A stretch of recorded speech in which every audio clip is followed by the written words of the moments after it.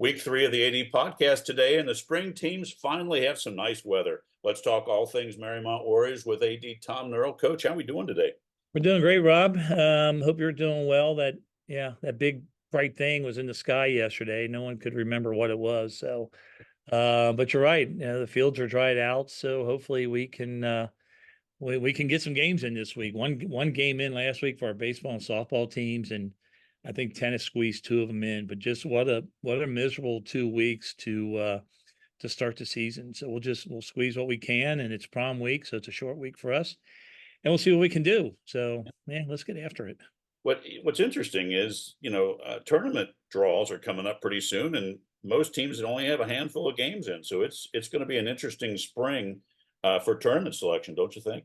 Yeah, softball they'll start posting their information next week. So that draws the first weekend in May, and then baseball's the second weekend in May. But there's going to be a lot. This is going to be just like the start of the season all over again because you practice in the gym if you can practice, you get gym time, or Right? try to get outside. And now you got to reacclimate your pitchers to throwing multiple innings, your hitters to just getting in there. And guys will be tired. It's going to be 83 degrees today, and everyone will be complaining that it's too hot. So, Right. um, wow. So, Baseball's oh going to well. get probably 4 days in, and by Saturday they're going to wish they had some rain coming down, probably for Yeah. pitchers' arms. Good thing we have prom on Friday because we don't play on prom weekend, so they'll be wore out by then. But yeah, this one game a week, 2 games a week, and even worse for our tennis team. They've only got 2 matches in so Oh, far. So yeah. People don't think um, about tennis, but that's outside unless you can go, you yeah, know, go to some other place and play inside. But baseball has travel to Taylor today, yeah, to Blanchester Tuesday, host Taylor Wednesday, Thursday out at Midland playing Miami Valley Christian, yeah. and weekends off. But that's a looks like if we can get through that little potential rain on Wednesday, might be able to get 4 games in this week, Coach. Yeah, it should be, and it'll be good. Just you get into a part of this year where you start canceling everything except league games. And then your backups don't get a lot of work either. You get your non-league games and your starter gets an at bat and your backups get a couple of at bats and trying to work everybody. So trying to keep everybody fresh is hard when you have a couple weeks like we had. But baseball team went over to Finneytown last week and Pierce Hansford threw a no-hitter at them, which was good for them. We're about 5 games in, 6 games in for baseball, and Max Duxwall is hitting 455. I think Will Stevens is hitting even 500. Jack Simpson had a monster blast against Finneytown over at Brandon Phillips, knocked one to the parking lot. So, and he's Nice. at 308. So we got 3 guys up there, hitting it pretty well for the baseball team. That's great. And, with the weather, maybe they can get on a roll here. That'd Yeah. be that'd be really really great because you know how momentum in baseball, you just want to keep playing. Yeah, So they had two with Indian Hill the week before, and Indian Hill stacked this year. I mean, they've got the whole package, pitching and hitting, and some miserable days up there, but they're out of the way for a while. But the rest of the league's tough, and so yeah, hopefully we can whip out 3, maybe 4 wins this week, get on a roll, get some momentum going for them would be great. hey, how do you like the all field turf fields? Because those were, I got done coaching in 2009, so I didn't get a lot of Yeah. experience coaching on those type of surfaces. How do you like it, or how do the boys and coaches like it playing on field turf, Coach? I know when we played Clark to open the season, they liked it a lot because it rained for like 45 minutes down at Y'all Stadium, and they played 15 minutes later. So, unless you get a rain like we had Thursday, Friday, and you have a field like Indian Hill or New Richmond where the outfield's grass, and it was just so saturated you couldn't play. But I like it. It's good to get in. It's kind of depends how much rubber. Some fields have too much rubber in them, and so you get a really high Super Ball bounce. And other ones, kind of keep a low profile in the bounce. But to get out there and play and just get consistency, yeah, you gotta like it. That probably adds up to 3 or 4 more wins a year because you're on that field starting in February and you don't come off it. If you're a JV player, you probably get the short end of the stick because the varsity games get moved, to the field to get the varsity games in. But yeah, we like it, and yeah, we'll take it when we can get on there. Our fields usually drain pretty well. Hmm. Couldn't do anything last week, just Right. for 2 days there, just a heavy, steady rain for 2 days, and I can't tell you. the last time we saw something like that. So, It's been a um, while, and it yeah, never really warmed up to help dry it. no, no. And we even, Saturday's games based on just enough rain on Friday to keep them wet and couldn't get them in. So, you do what you can, and we'll do everything we can this week and get them in and hopefully get the grass cut and the lines put back down because we haven't been on there for a week. You don't think about that. You're not on the field for a week, and all of a sudden your lines disappear, and Right. yeah, filling some holes. So yeah, but we'll get after it this week. It'll be a good week for the boys and Yeah, the good girls. luck to them on baseball. Hopefully they Thanks. get 4 or 5 in. That'd be Yeah, great. So let's go play. Let's talk softball. You guys got a busy slate. yeah. At Taylor today, home against Finneytown on Tuesday, Mhm. Taylor home on Wednesday, and I guess they're Amazons in softball, right? So Yeah, they the they Amazons take come them down. over on Thursday. They come down Thursday. So good thing is we're home for 4 days or 3 days. That's good. It's nice being back on the home field. I mean, we had practice, a little bit of practice out there last night, which is the first time we've been out there in a week and a half. So it's always good to be home. And the softball girls, they're getting after it. Our pitching's getting better. Our team's getting better. A Nice. very young team, one senior, one junior. Our lone senior, Bella Mason, she's in 588. She's got a couple home runs, 14 stolen bases, three triples. She's fast, and so if she can find a gap, she's just running. Allie Hill, our center fielder, also backup catcher. She's 385 with 13 stolen bases. A couple quiet hitters. Jocelyn McDoulan's our first baseman. She's at 455, and Abby Connors is a third baseman for us. She's at 467. So those Wow. are kind of sneaky numbers. Yeah, I was kind of surprised at their numbers. Just I know they've been hitting. I didn't realize they were hitting that well. And for a couple sophomores hitting, they're doing a great job for us. But a busy week. We go to Taylor. We posted on the CHL site earlier that I think they've won 90 league games in a row. So that's why you play them. We'll go out there and see what we got against them and see what they have. Hopefully we get some magic and we're shooting for 500 this week, maybe 750. So this team's still learning how to compete, learning how to win. So we'll go out there and we might just be inexperienced enough to grab the tiger by the tail. Who knows? So it'll be a fun week. Yeah, it sounds fun. Good luck to them, and Thanks. hopefully the weather holds and they get some games in. Let's Yeah. go to lacrosse. Boy, it looks like boys lacrosse on Friday in that wonderful weather had a nice overtime victory at Indian Hill, 11-10. Wow, that looked like an exciting game. It was, they just had a rough go of it. A lot of inexperience, a lot of injuries. And so a lot of young guys are getting playing time this year. And just earlier in the week, Loveland slipped off the hook on us. We had a lead that disappeared late. Boys had a lead. They were down, I think 4-1, 5-1 early on. Came storming back. It was 7-5. They were up. Indian Hill scored with the last 25 seconds to tie it up, Oh, and then scoring with I guess we scored about 2 minutes into overtime, and it's sudden death, sudden victory, as a state right. likes to call it. Yeah, and so the 11-10 win, just an exciting win.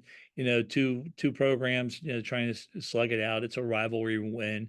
A lot of emotion both sides, and so just good to see the boys get one. It's been a long time coming. They've really needed a win. Stu Wells, he's been leading our scorers with 8 goals. Talon Villanello, he's a junior, 4 goals, 5 assists. He's doing on both sides. Got a freshman in the cage, RJ Nachioni, with 34 saves so far, and Vince Fiorina, another underclassman with 2 assists.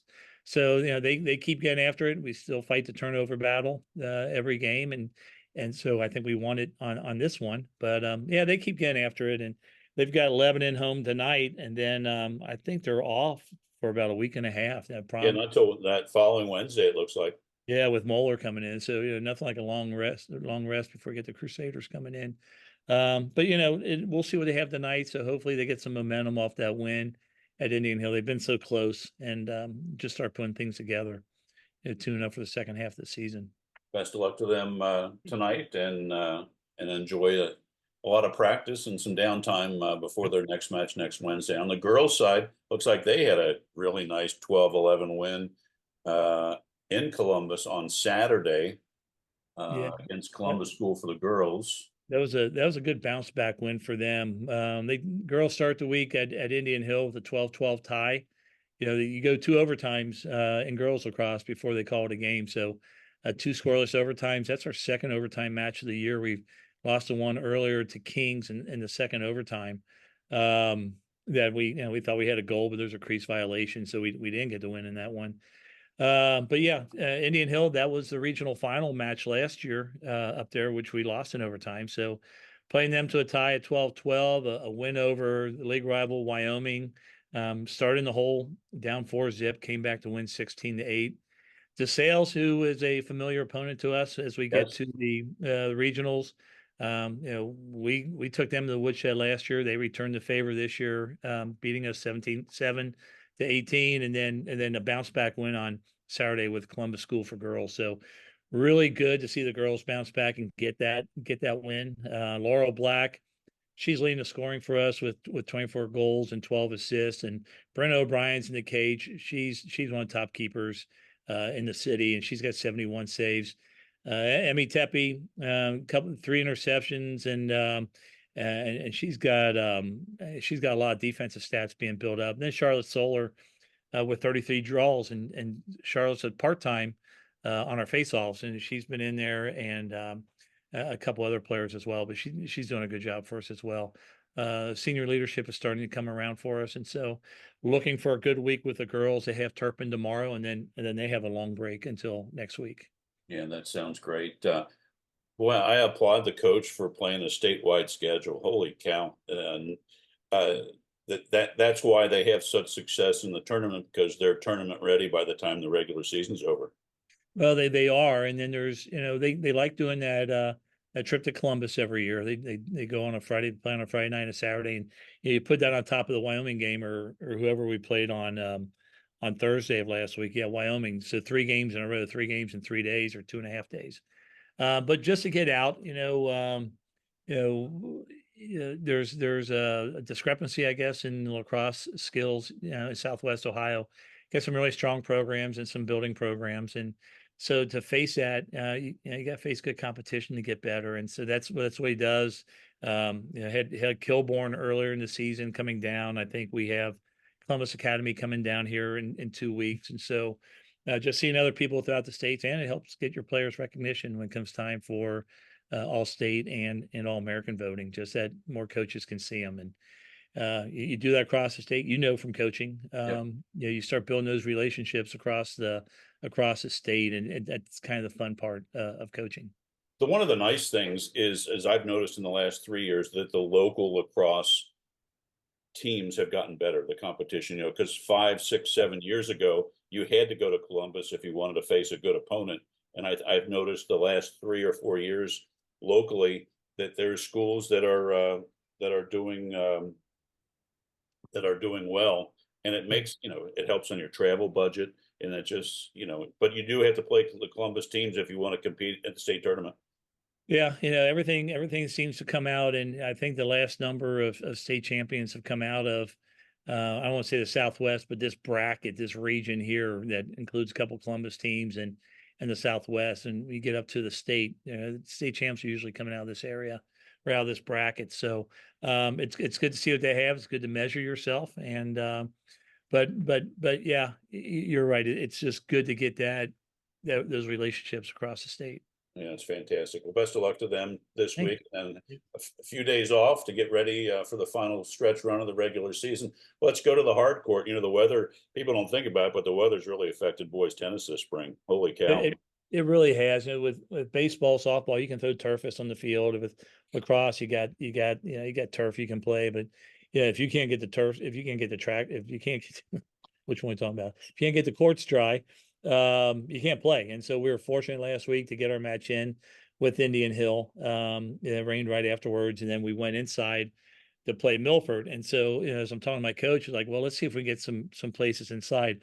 But everyone's trying to get places inside, and Right.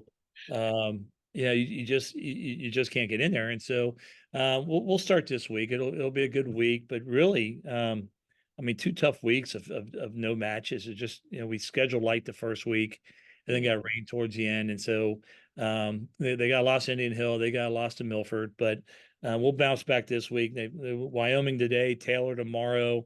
I think they're off on Wednesday. We bounce back. I don't know. I think we're putting one in on Thursday, probably makeup. So just need them to get on a roll as well. And you really can't practice, when Right. it's raining out there as well. And so, yeah, just trying to get some sort of a break for them to get them going and on a roll. Mariemont's done a great job with their courts down there, redoing them in the fall. So yeah, let's get the boys out there. Let's get Bennett and Ryan and those guys out there, get them some reps, a lot of reps, and get some matches I'm sure in. they're anxious to get out there and get on the court. Yeah, There's yeah, gotta they be. they really are, and you got to go hit, and just like anything else for the consistency and get out there. So just to get, especially the seniors, to get a senior year in.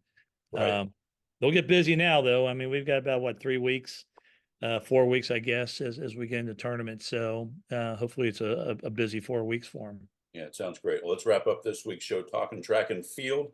Looks like they travel to Batavia on Tuesday for an invitational there at Batavia, and Yeah, then That's Thursday. going to be a schedule change. So they're going to be at Finneytown tomorrow. Batavia had Okay, moved their match to today.